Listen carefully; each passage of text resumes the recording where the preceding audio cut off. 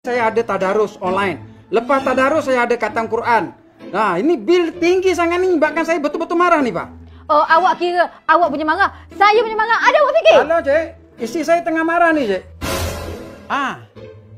Dia marah sebab bil elektrik bulan ni melambung tinggi sangat, tak macam bulan-bulan lepas. Terima kasih Encik kerana menghubungi TNB Line. Begini, sepanjang tempoh PKP, pihak kami tak dapat membuat bacaan sebenar di rumah Encik. Jadi di dalam jangka masa PKP ni, kami telah membuat bacaan anggaran bagi bulan Mac, April dan Mei. Apabila PKPB dilaksanakan, keadaan adalah lebih selamat buat pelanggan dan anggota kerja kami. Maka bacaan meter boleh dibuat di premis pelanggan bermula 15 Mei lalu secara berperingkat. Bacaan sebenar ini akan menunjukkan penggunaan sebenar Encik sepanjang tempoh PKP, di mana ibu ayah bekerja dari rumah, anak-anak tidak ke sekolah dan sebagainya. Namun, penggunaan elektrik akan meningkat semasa kita semua berada di rumah setiap hari, setiap masa untuk mematuhi kempen Stay at Home oleh kerajaan. Bil anggaran tu macam mana kau anggarkan tu sampai melambung sangat tingginya? Ya, tak macam bulan-bulan yang lepas. Bil anggaran dikeluarkan dengan mengambil kira bil semasa Encik sebelum tempoh PKP. Maksud saya, bil semasa sebelum PKP adalah bil yang dikeluarkan pada bulan Februari di mana ianya adalah penggunaan normal kita seharian di rumah sebelum PKP.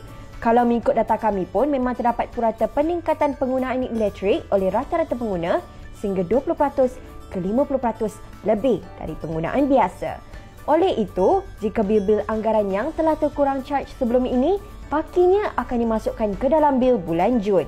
Contoh, bil anggaran yang TNB keluarkan adalah RM70.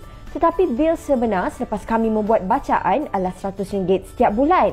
Jadi baki penggunaan yang belum dibilkan adalah RM30 bagi 1 bulan dan RM90 bagi 3 bulan, iaitu Mac, April dan Mei. Jumlah ini akan ditambah dengan penggunaan bulan Jun iaitu RM100 dan ini menjadikan bil pada bulan Jun berjumlah RM190. Untuk pengiraan bil sebenar pula, pelarasan akan dibuat berdasarkan prinsip prorata bagi memastikan ianya adalah jumlah yang adil untuk Encik. Bil sebenar yang dikeluarkan pada bulan Jun adalah merupakan penggunaan sebenar Encik bagi tempoh 4 bulan. Sebagai contoh, bacaan meter sebenar yang diperoleh pada bulan Jun adalah sebanyak 1,400 kWh dan ini akan dibahagikan secara sama rata bagi tempoh 4 bulan bermula dari bulan Mac sehingga bulan Jun. Ini menjadikan jumlah penggunaan sebulan adalah sebanyak 350 kWh. Dan ini adalah bagaimana pengiraan 350 kWh dilakukan. Bagi 200 kWh pertama, Encik akan di-charge 0.2180 sen seunit bersamaan dengan RM43.60 dan 100 kWh kedua akan di-charge 0.3340 sen seunit yang bersamaan RM33.40 dan baki terakhir 50 kWh akan di-charge 0.5160 sen seunit bersamaan RM25.80. Jadi, hasil tambah keseluruhannya adalah RM102.80 setiap bulan. Jadi, jumlah charge bagi tempoh 4 bulan adalah RM411.20. Selepas ditolak bil-bil anggaran yang telah kami keluarkan pada bulan-bulan sebelumnya dan juga diskaun bersasar pakej rangsangan ekonomi, jumlah yang perlu dibayar adalah RM194.36.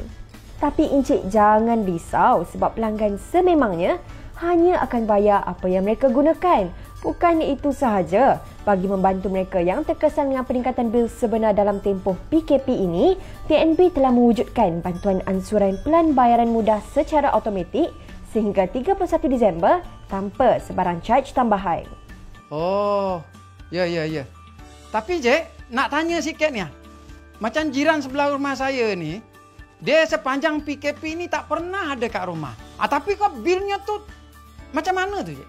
Oh, jika kes yang begitu, mereka tak perlu risau. Jika jumlah anggaran bil melebihi jumlah bil sebenar, lebihan bayaran tersebut akan dipulangkan apabila pelanggan menerima bil sebenar. Jadi, kalau Encik masih ragu-ragu atau masih kurang jelas, Encik boleh je hubungi kami lagi untuk penerangan. Encik boleh menghubungi TNB Line dan kami beroperasi 8 pagi hingga 5 petang setiap hari bagi sebarang pertanyaan mengenai bil. Selain itu, Encik boleh melayari website TNB di www.tnb.com.my/prihatin. Sebarang pertanyaan juga boleh diajukan melalui Facebook, Twitter, Instagram dan MyTNB. Pihak kami sentiasa sedia membantu. Ya. Baru saya faham.